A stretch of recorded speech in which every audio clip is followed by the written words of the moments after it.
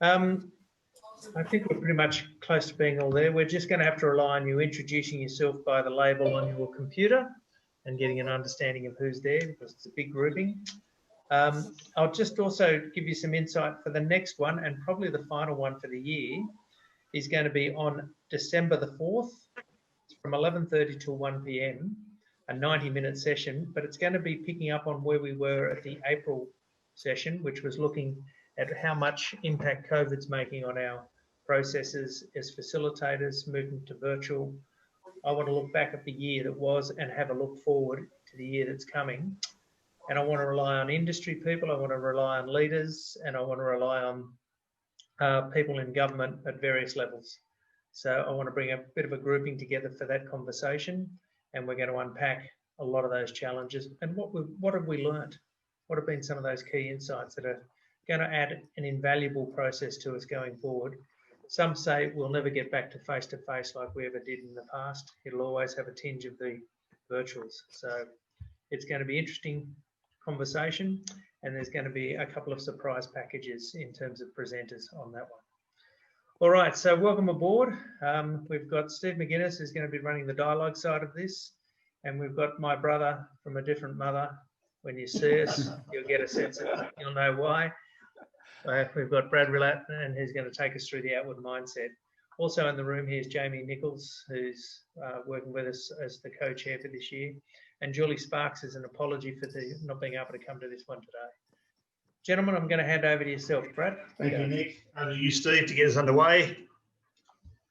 Brad, thank you, and welcome everyone. It's great to have you here. For those of you who do have bandwidth, availability, capability, love you to turn your videos on, because this is actually an engaged session where we're talking to each other. Brad and I aren't talking at you. We actually want to engage you in a conversation, in the dialogue, in the process. And it's great to have others joining us as well. So thank you. Just a very quick introduction.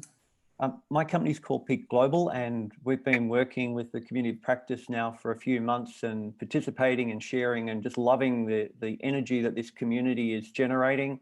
And we're really happy to support the whole government facilitator community of practice. And that's the intention behind the session that Brad and I are going to be supporting you with today. Brad, we're going to start off with a conversation and around this topic of mindset and dialogue skill sets. And you've got a really interesting slide to share with us. If you don't mind doing a slide share and putting the screen up, and we'll have a look at it. Okay, can you see that, Steve Mack? Yes, I can. Fantastic. Fantastic. So, Brad, do you want to tell us a little bit about you, and so we can just jump into it? Sure. So I'll keep this really quick. I've been with the IAF for about 20 years now. I've been practicing facilitation in my business for 26 years, and I've been intrigued out of the so-called hard sciences of pure mathematics, chemistry, and IT into the social sciences and organisational sciences for the last 30 years. And I've learned a great deal of things, and I'm still trying to learn the stuff that I haven't yet got. But this outward mindset and dialogue skill set has been absolutely critical to, I guess, my effectiveness as a facilitator. So we're quite keen to share this with those of you who are interested, and to provide you with an opportunity to talk that through a little bit today, but also to provide you with some additional resources that you might want to enjoy going over the transition from 2020 to 2021 in your own practice. So with that said, I thought we might start by showing a couple of slides here to get you in a place to have a conversation. We've got a couple of breakouts in this session today. One is going to focus on that first element of an outward mindset. What is it? How does it affect me? How does it impact what I'm doing with a group of people as a facilitator? The second thing we're going to look at. Are we recording? And how do we are recording, yes, and questions through the chat channels, please, if you wouldn't mind. In the short amount of time we have, that's probably the best way to do this. And we'll also record the chat as well. So let's press on briefly. Thank you, Nick. So prevailing mindsets. Essentially, everybody faces the world with one of two mindsets. In fact, the challenge is it's actually one of four. So the interesting little slide we have here suggests, and some of you may be familiar with Dr. Carol Dweck's work. on fixed and growth mindset. So each and one of us has a view about ourselves, whether we're fixed in what we can achieve and what we can do and how we might respond to the world, but we also have a view about, we might have a growth mindset which says we can change, we can adapt, we can move in line with the needs of the world around us. The interesting thing is that Carol's work takes us so far, but it doesn't speak specifically to how we relate to other people. So when we add what we call an inward and an outward mindset, it brings another dimension to these issues of what are the prevailing mindsets across humanity. This doesn't matter whether you're working for the Department of X, or Council Y, or Tribunal Z, or you happen to be in private practice like Steve McInnes and myself, or you might be simply a mum and dad raising a family of kids. It makes little difference. We all have these prevailing mindsets. The interesting thing about an inward mindset, and we all are naturally people who go inward in our response to others as we work with others, is that we become self-focused.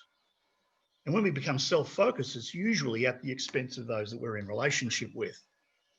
When we're outwardly focused, we take into account the humanity of the other person or persons that we're in relationship with. We don't see them as objects getting in our way or vehicles that we can use to get our way or an irrelevance that we can dismiss. We actually see them as people with needs, wants, and objectives, just like we have.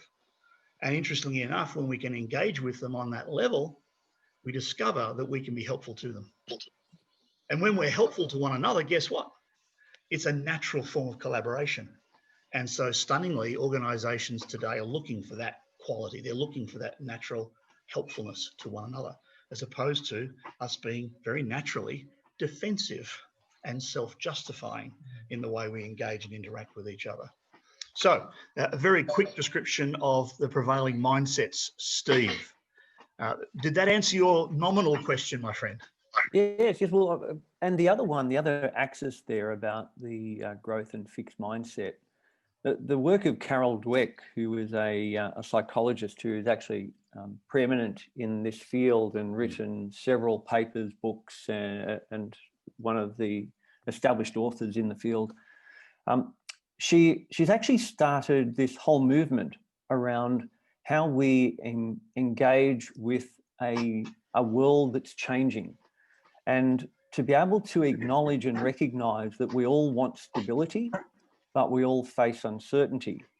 And what her research demonstrated is that if we get stuck in a place of demanding certainty and needing to have everything set up and structured, it actually causes us to get stuck ourselves.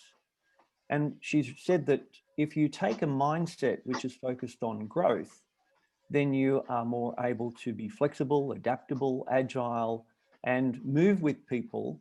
And when you combine the outward mindset with the growth mindset, then all of a sudden you've got a capacity and capability to be with people where they're at. Brad, what have you discovered in your journey and years of dealing with people around this frame?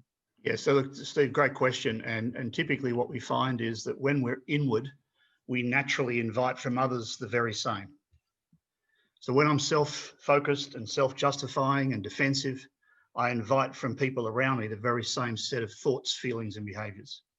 When I'm outward, when I'm concerned about their needs, wants, and challenges, and I'm attentive to those, I invite typically and naturally the same response from them. So in other words, when we come together to actually co-labor on something, an outward mindset is absolutely what makes the difference. So just to that point, Steve, I'm just going to move to another slide here, because the Arbinger's work, Arbinger Institute's been running since 1979, formed initially by Dr. Terry Warner. And Terry's original studies at university, his doctoral thesis, his first doctoral thesis, was on the issue known as the self-deception paradox. And so this has been a major piece of work that's helped humanity understand relationship and how we get ourselves into difficulty, but also how we get out of it. And so, again, some of the resources that we provided to participants today on our dedicated webpage at Leadership Gold. For example, there's a wonderful video that Michelle does there, one of our colleagues at the Arbinger Institute, and that video describes this whole self-deception piece. And of course, Arbinger wrote a wonderful book called Leadership and Self-Deception, which is one of the resources we commend to you. Arbinger's model recognizes that the results we get to enjoy in life, whether it's in our personal relationships or our workplace relationships, are driven by the mindset that we carry into those relationships and into moments of what we call disproportionate influence over those relationships. Because, of course, those mindsets then drive our behaviors, how we respond, and whether we actually listen to one another, which, of course, is absolutely vital for effective dialogue. So just to put a sort of a description on this for people today, Steve, here's a couple of descriptions. This really speaks to Carol Dweck's work, how we see ourselves, not how we see ourselves in relation to others. But the truth is, whatever our self-belief, I have a fixed, I don't know how to, I don't want to, or I can, I haven't yet discovered how to do something or to respond to someone's needs or a situation. The truth is, regardless of that self-belief, our performance, our interaction with, and what we produce with others is utterly dependent on how we see our connection with them and how we respond to them, and what we actually invite from them through our choices of mindset and behavior. Brad, what I love about Carol Dweck is that she used a frame that sits with me still.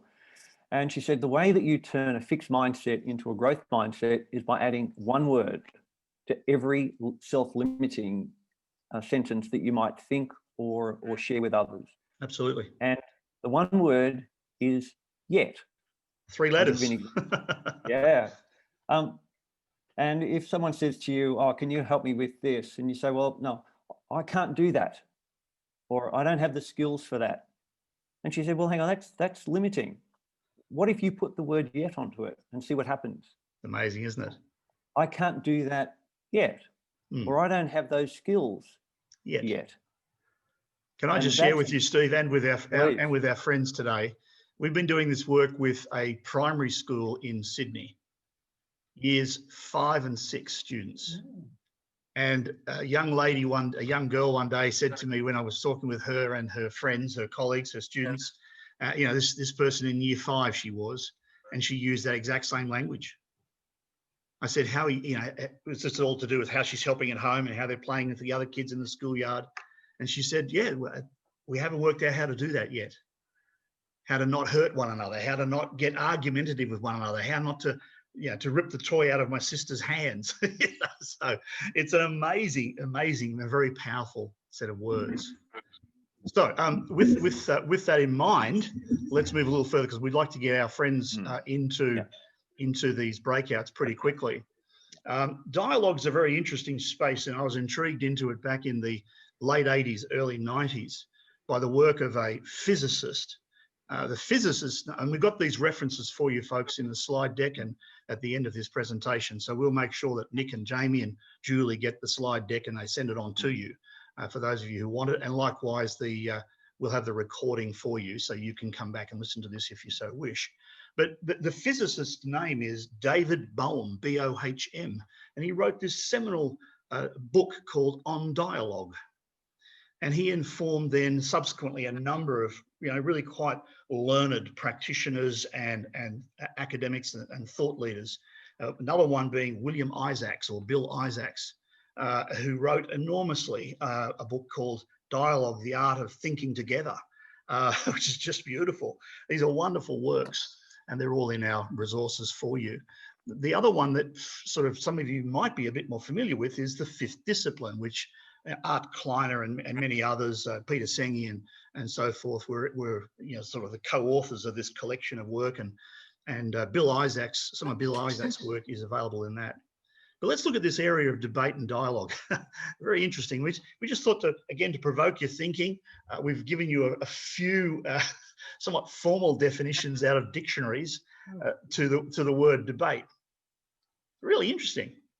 And in fact, as Steve and I were talking recently, if you step in and look at the actual Latin and Greek derivations, where these words have their points of origin, they mean some amazing things that we didn't think about. Like, for example, the word decision. It actually, to decide means to literally kill alternatives. Decision means the death of alternatives, because once you've decided, the alternatives aren't available to you. arguably, right? So there's some real power in this language if you explore it and embrace this as part of your facilitation practice. The word dialogue, this is Brad's version of this. And again, I provoke myself with this on a regular basis, and I encourage you to, I hate the word definition sometimes with a passion, because as soon as I think it's defined, it isn't. As soon as I think it's defined, again, I kill my journey of discovery and trying to understand these things better and embrace them in our practices. So here we have a simple one which says, to me, it's the free and unencumbered flow of meaning between two or more people. Just those two words, free and unencumbered, those qualifiers, mean that the flow of meaning cannot afford for Jamie and Brad, or Nick and Jamie, or Jamie and whoever, to be at odds with one another, to be in battle or in conflict with one another. We need to be open to one another for that freedom of movement of our perspectives and our thoughts. I actually have Bill Isaac's book in front of me here on my trusty device, and he has a lovely way of placing dialogue. And he says, dialogue, as I define it, is a conversation with a center and not sides. Don't you love that? A conversation with a center and not sides. A debate is a conversation with sides and usually almost no center, if there is one at all. So it's a really challenging and interesting space for us all to consider as facilitators.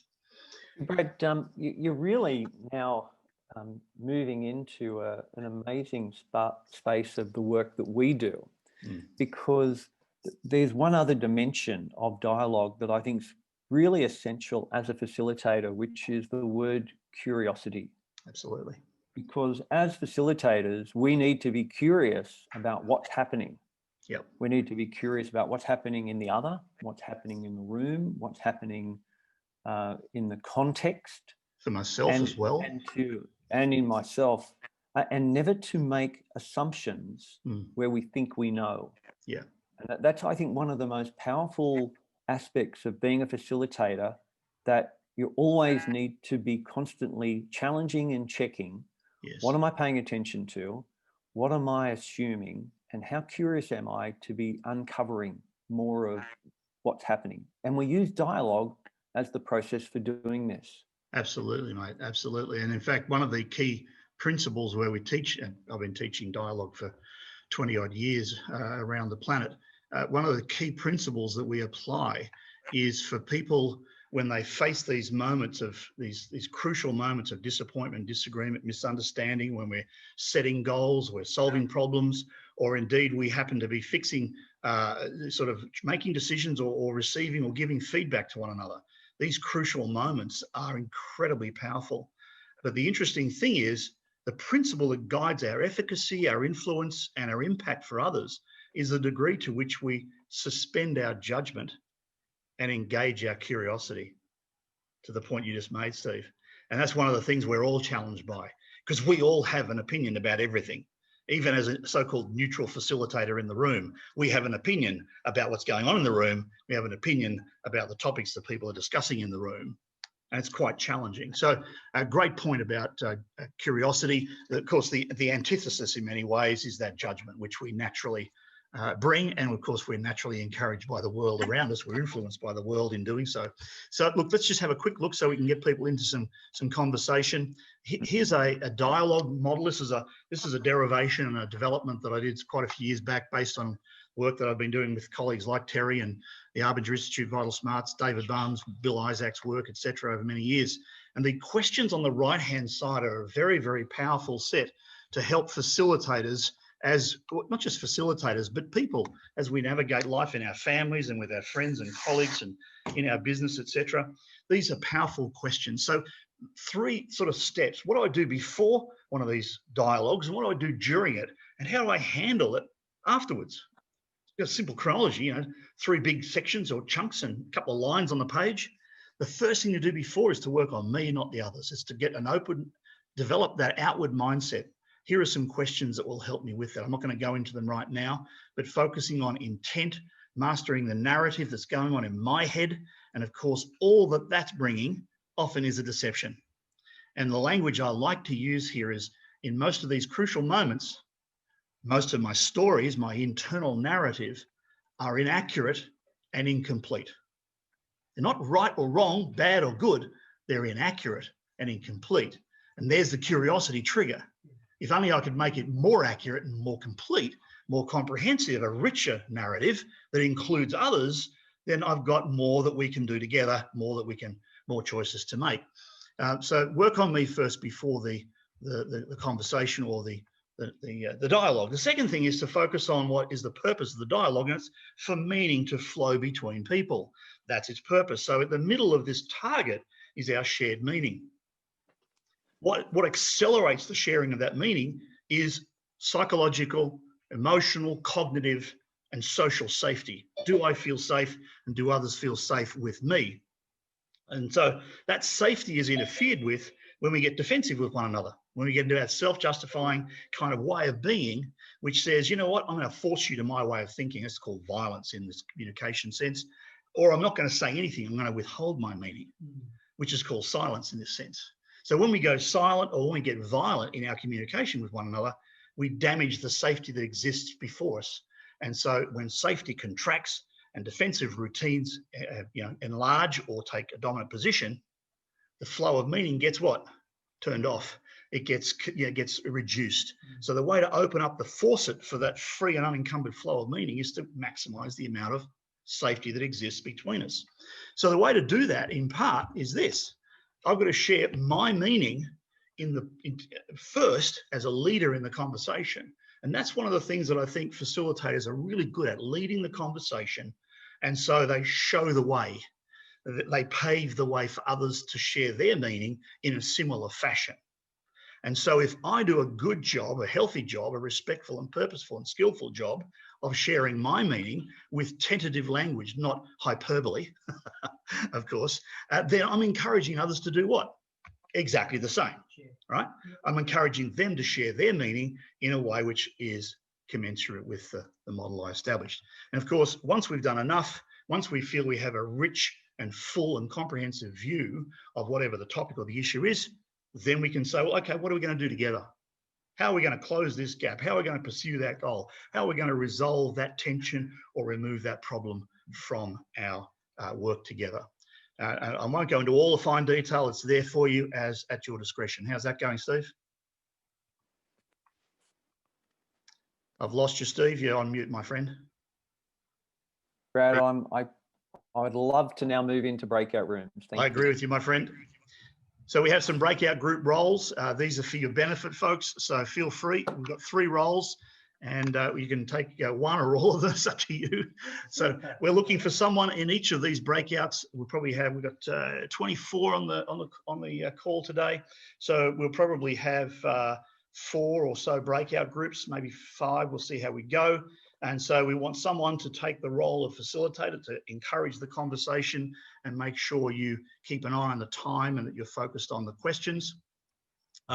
We also would like to have potentially a group recorder. Someone could take a few notes, the highlights of the small group conversation, noticing, of course, people's experiences, assumptions, and opinions.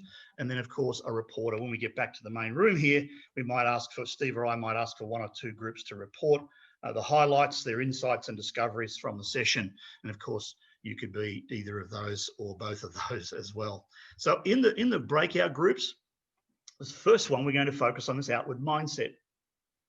And what I'm going to ask you to do is to describe a recent experience when you responded to others with self-justification, or when others were responding to each other with that same self-interest, that same self-justification.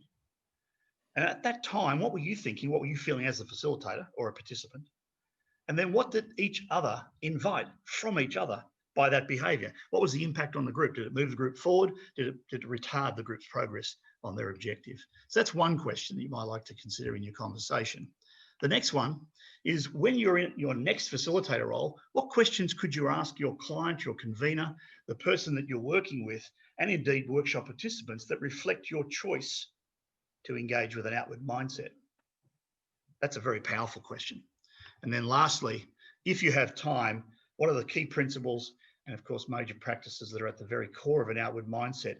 If you've got some understanding of that, or if you use some of those resources as pre-work that we put on our webpage, and they'll be there for a little while yet in case you didn't get a chance to see them or engage with them. We've got some videos that are pretty rich to do that. So what we're going to do now is get you into breakouts. I'm going to hand back to you for a second. Yeah, look, can everyone who is seeing the screen, please either take a screenshot or take a photo with your phone, because that way you can have a copy of it. We can't leave the screen share up when you're going to breakout groups. We'll put the questions in the chat box. Yep. We can do that. We're going to do 4 breakouts, and we're going to send you into those 4 breakout rooms now. So encourage you to have some conversation around the outward mindset, and we'll put those questions into the chat box for you as well. Okay, here we go. See you back soon. We're going to give you a total of... How long have we got? Yep, we're going to give you a total of 10 minutes on this first one. 10 minutes to talk about these couple of questions around an outward mindset. We'll see you back shortly.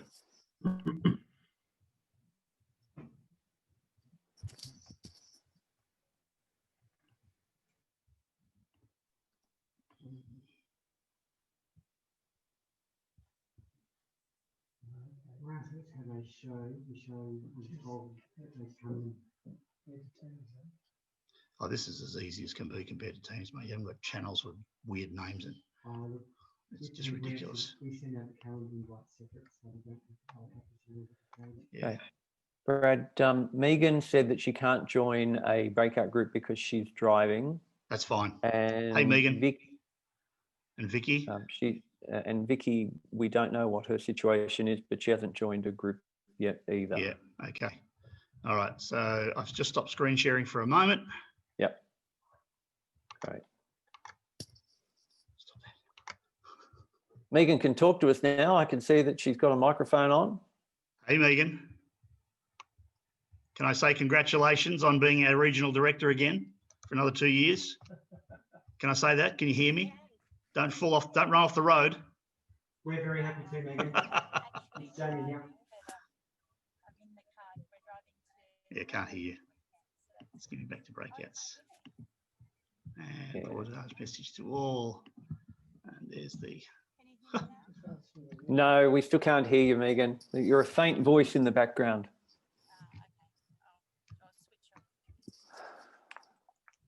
I have that worked. That's the way it normally. Excellent. That was the questions. Hopefully it works. Yep. Yeah. Look. Sorry, can't look at 2 screens. Okay. Do you want to go? You want us to go and break room 3? Oh, sorry. I thought you wanted to go. Join. Yeah, Rhonda's there.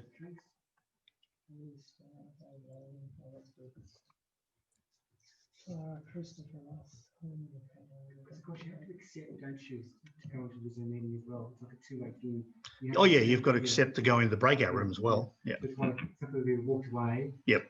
Or they just don't want to join. Which is their choice. Yeah. Brad, in Vicky's group, do you want to just see how many people are there? There are 4: Anna, Bianca, Catherine, Christopher. Vicky's not joined. Okay. Okay. Good. So there's enough of them to. Yeah. Yeah.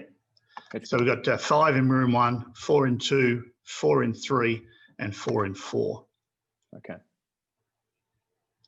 So we've got 19 have chosen to join the groups. So we're just going to give another. You want to pause recording, or are you going to cut up the audio video afterwards? Yeah, I can cut it up, or we can pause it. I just pause it. A little bit surprising. People were quite honest, and there were some people that really didn't feel that safe and raised some concerning issues. So that in itself was a problem, but then it was actually the immediate superior's reaction to her putting out that poll and those questions, which was what put her in the defensive, because he was like, well, why did you even go there? You didn't have the senior executive's approval to ask these things, and now we have this issue that we have to deal with. So she felt defensive, which is fair enough, because it was, she was concerned about her team. These were questions that she needed to answer and to know about. And she felt that it caused a real rift in the relationship with the superior. And she had a lot of trouble not seeing him as an object. And yeah, she understands that, you know, in terms of the questions to ask, the curiosity that we were talking about earlier can really, really help with that, and to try to get into his head and try to understand why he has those objections. Yeah, so that's a really short. That is a great point you're making, because how we engage with people in a potentially very unsafe environment and just nurture someone's curiosity without challenging or confronting them that they should be more curious. So thank you. That's a lovely point. Anna, did you have your hand up? No, who was there? Rhonda, you had your hand up. You were a spokesperson. Sorry, I joined the session late, so I offered to be the scribe and then contributed as well.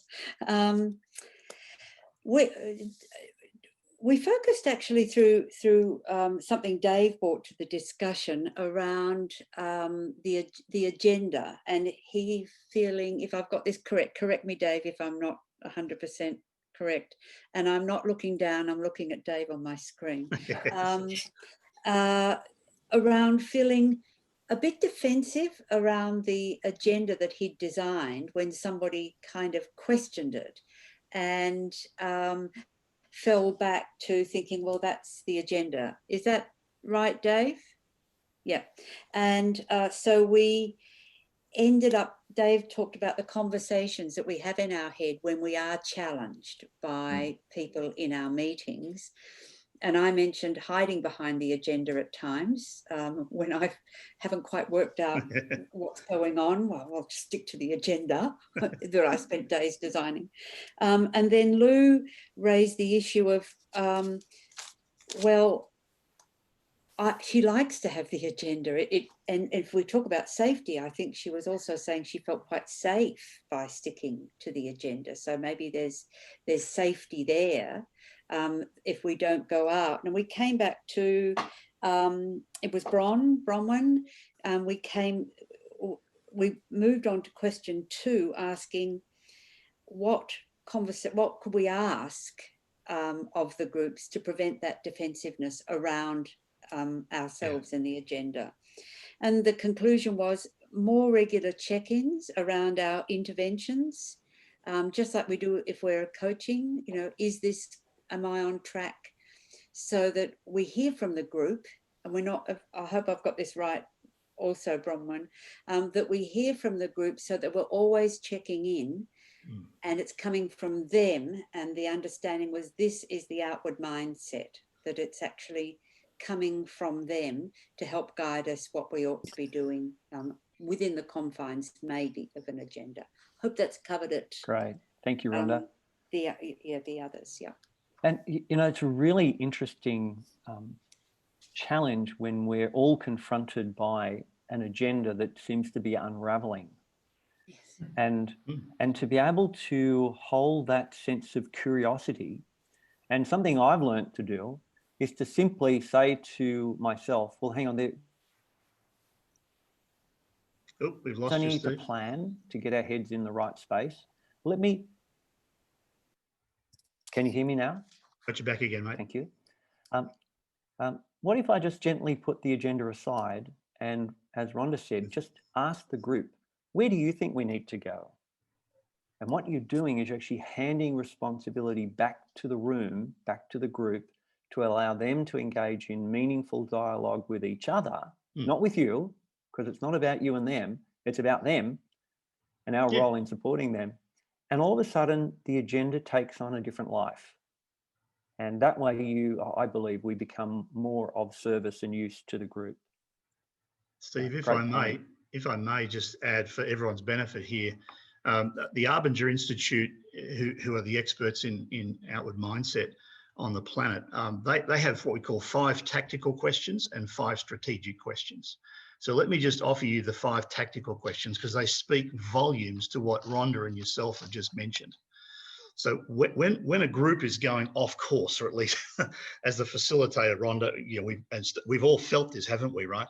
it's all going off course, and the investment that I've made in this design is struggling. So here we go, 5 questions. And in the moment, literally, it's about taking that pause, just literally taking the pause and asking the question.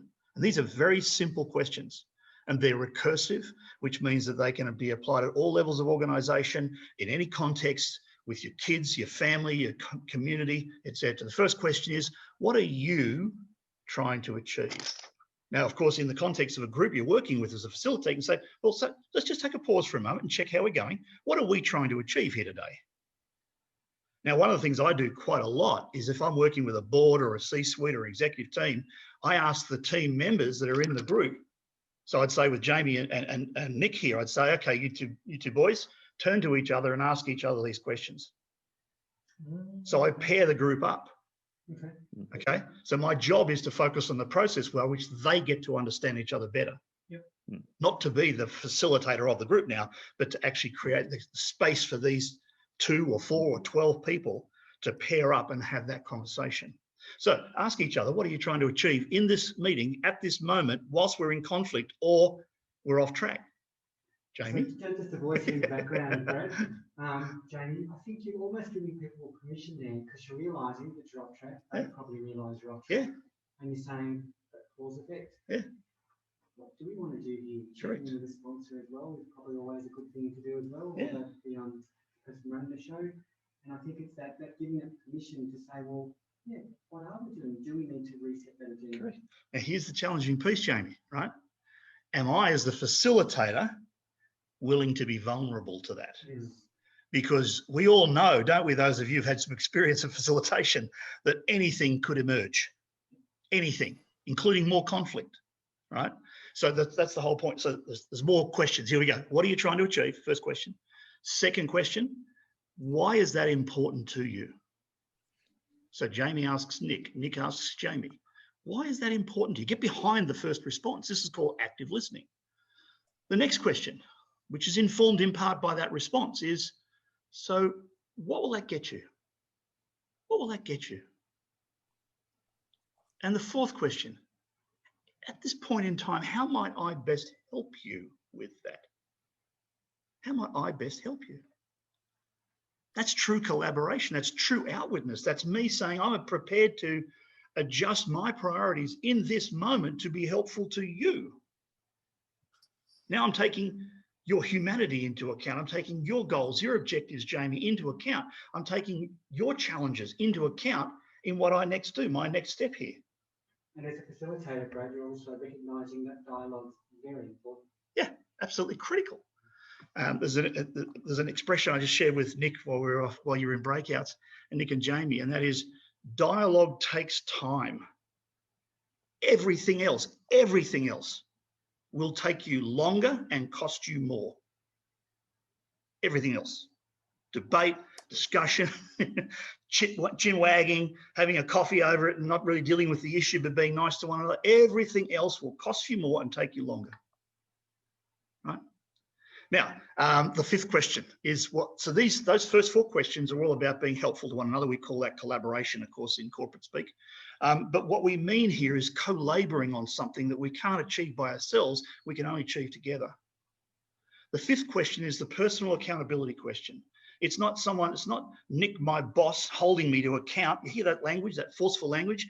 I feel like I'm still a kid. My dad's grabbing me by the sort of scruff of the neck and holding me to account, right? Who's felt that when they were being held accountable for a decision they made that their boss didn't exactly admire, right? So the challenging piece here now is to develop accountable people, not to hold people accountable.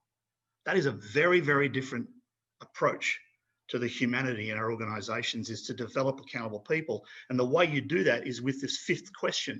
And that is after Brad has helped Jamie, because of the way Jamie needed help, not the way Brad thought he needed help, I offer him my discretionary act of personal accountability. And it's a simple question. Jamie, was that helpful to you? That's it. 5 incredibly powerful and tactical outward mindset questions. Jamie, was that helpful to you? Right. So first question, what are you trying to achieve? Second question, why is that important to you? Third question, What will that get you? Fourth question, how might I best help you? Fifth question, after time passes, I adjust my priorities and provide the help that Jamie really needs, is, was that helpful to you? Rinse, wash, rinse, wash, rinse, wash, repeat, repeat, repeat, repeat, repeat. Do it. If you can get that happening in organizations on a daily basis, even a weekly basis, it's transformative. Back to you, Steve. And Brad, as you were sharing that, I was thinking, you know, this is actually the way that I believe you can best engage with a client in planning Absolutely a correct. meeting or a workshop. Absolutely. Because instead of starting with an agenda, which is a process, you start with meaning, Correct. which is about what's important to the key sponsor. Correct. And to be able to engage multiple inputs and then share those meanings with each of the key stakeholders, all of a sudden the agenda becomes really clear about what we need to focus on. And then I've discovered that when you walk in the room, to get everyone to share what their purpose of being in the room is with each other. So you socialize them with each other. It's not you informing, not repeating back to the room what you've heard. You get them to speak in their own voice. Yep. And all of a sudden the dialogue starts, because now we're talking from what's important. And it's a wonderful process. But right, boy, we're running you short on time, mate. And well, I'm noticing Rhonda's well, Brad, I was thinking that, Brad, we're actually not going to have time to do another breakout session because we've got to finish in 6 minutes. And maybe we could go into hearing from people about what this conversation has got you thinking about to this point. Rhonda? Oh, just a very quick thing, that people often confuse the process and they think the process is the end in itself, or they've got a collection of tools and they think, how do I cram these tools into what I do in the meeting? And it's all about meaning and outcome, as Steve said. So our process is a means to an end. Correct. You know, a process is something that gets us there, and therefore the agenda is something that gets us there. And if that has to be changed to get us there, we won't know that unless we've done our backup work right at the beginning with scoping to get that kind of shared meaning of what, not just what the outcome is, but that question you asked, well, if you got that, taking it up to a meta outcome and keeping that always the meta outcome in your mind. And sometimes it's learning, sometimes it's just discovery and learning. And so unfortunately, sometimes we focus on making decisions. I was having this conversation with my two colleagues here during the breakout. And to be honest with you, one of the biggest problems we face is we step into a lot of our facilitated events or workshops with a decision to be made rather than an exploration of the topic and a richer, deeper understanding of all the things that are at play here. And then separately, once we've made that leap in understanding, then we can work on what the decision might be and the process to get there. Just to that point very briefly, Rhonda, having been in this space like you for many, many years, I've got to the point now where I basically don't take a tool belt. You know, it's like a craftsman who's, and I'm not saying I'm a craftsman, I'm still a learner, an avid learner, but I had most of the 90s, just my head was full of 497 tools and techniques, right? And I basically, as Nick, I've said this to Nick a few times, I just basically flushed memory because I've learnt some other things that go far deeper than a specific tool. So, to those of you who get interested in this, I'm happy to have a conversation offline. But to your point, Steve, we don't have a lot of time left, and we apologise for that. But it sounds like people have had some really rich conversation. Back to you, Steve. Can I jump in for just 1 second? Yeah, sure. Brad, you mentioned you had 5 questions that you asked people strategically. I was wondering if you could share those. I certainly can, but they're a little bit more long-winded. That's Anna talking, I'm guessing. They're a little bit more long-winded, but I'm very happy to share them with you.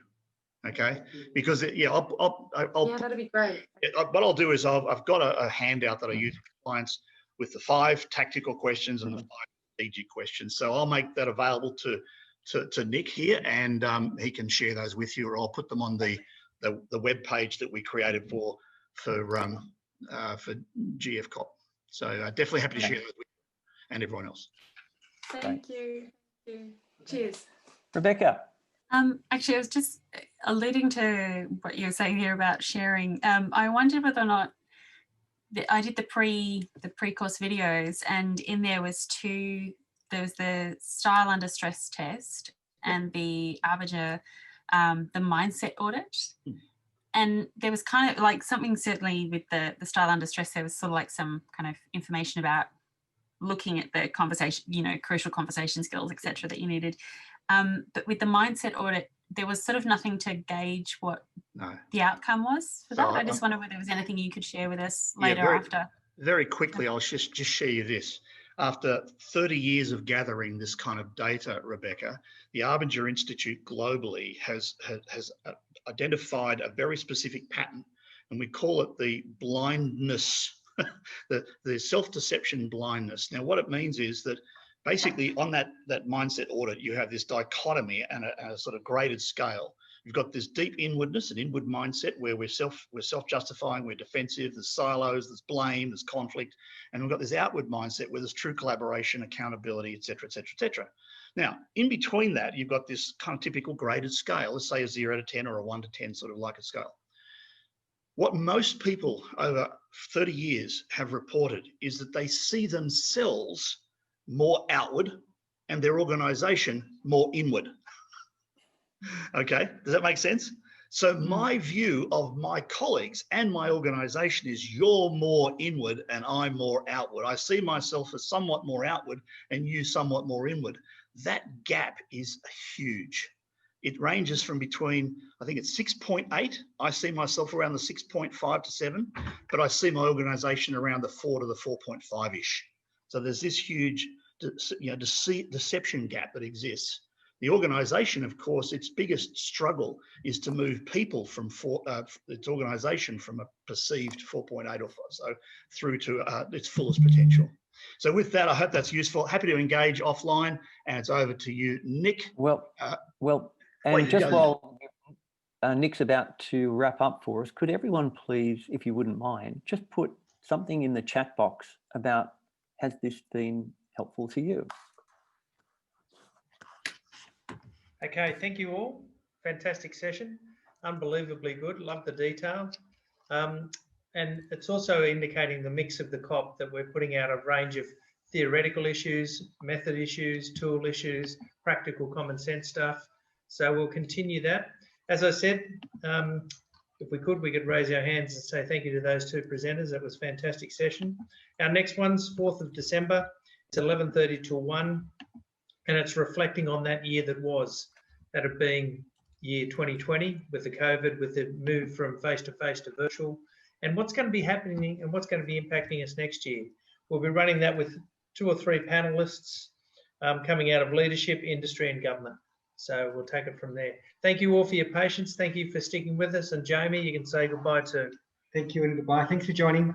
Steve, well done. Thank you. Rhonda, well done. Dave Logan, thanks for joining. Bye for now. See you, everyone. That's great. That's really good.